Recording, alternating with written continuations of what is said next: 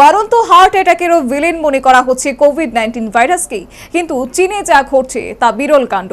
সেখানে 8 বছরের এক শিশুকন্যার মস্তিষ্কে পৌঁছে গেল হামলা চালিয়েছে এই মারণ ভাইরাস। এর জেরে 9 দিন কোমায় থাকার পর মৃত্যু হয়েছে শিশুটির।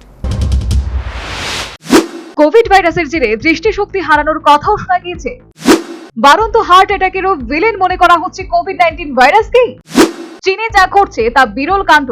সেখানে 8 বছরের এক শিশুকন্যার মস্তিষ্কে পৌঁছে হামলা চালিয়েছিল মারণ ভাইরাস। হামলার জেরে কোমায় এবং 9 দিন কোমায় থাকার পর মৃত্যু হয় শিশুটি। কোভিড মহামারী ছিল দুই বিশ্বযুদ্ধের পর মানব সভ্যতার সবথেকে বড় সংকট। একটানা 2 বছর মৃত্যু মিছিল দেখিয়েছিল দুনিয়া। তখনই বোঝা গিয়েছিল কতটা ভয়ঙ্কর এই ভাইরাস। চীনের চিকিৎসকরা জানাচ্ছেন, শুরুতে জ্বর হয়েছিল এক শিশুকন্যার, এরপর খিঁচুনি শুরু হয়, সঙ্গে মাথায় তীব্র যন্ত্রণা হচ্ছিল। কিছুদিন পর সারা গায়ে ফুসকুড়ি বেরোতে শুরু করে। শিশুটি যে কোভিড আক্রান্ত তা প্রথম দিকে আন্দাজ করতে পারেননি চিকিৎসকরা। পরীক্ষাও হয়নি, কিন্তু দ্রুত অবস্থা খারাপ হতে শুরু করে। মুখ থেকে ফেনা বেরোতে শুরু করে শিশুটি। অঙ্গ প্রত্যঙ্গ শক্ত হয়ে ওঠে, শ্বাস প্রশ্বাসের কষ্ট হয়। এরপর গুয়াংজু মহিলা ও শিশু চিকিৎসা কেন্দ্রে যাবতীয় পরীক্ষা নিরীক্ষা হয়।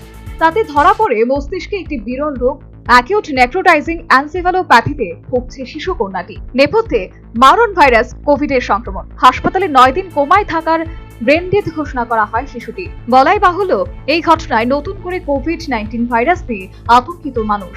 বিশেষজ্ঞদের দাবি, কোভিড থেকে স্নায়ুতন্ত্রের সমস্যা হতেই পারে, এমনকি মস্তিষ্কেও পৌঁছতে পারে ভাইরাস। তবে এই ঘটনা বিরল। উল্লেখ্য, সম্প্রতি অতিমারির আতঙ্ক ফের ফিরছে।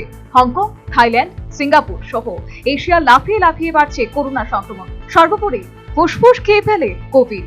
এই ভাইরাসের জেরে দৃষ্টিশক্তি হারানোর কথাও শোনা গিয়েছে। বাড়ন্ত হার্ট অ্যাটাকেরও ভিলেন মনে করা হচ্ছে কোভিড-19 ভাইরাসকে।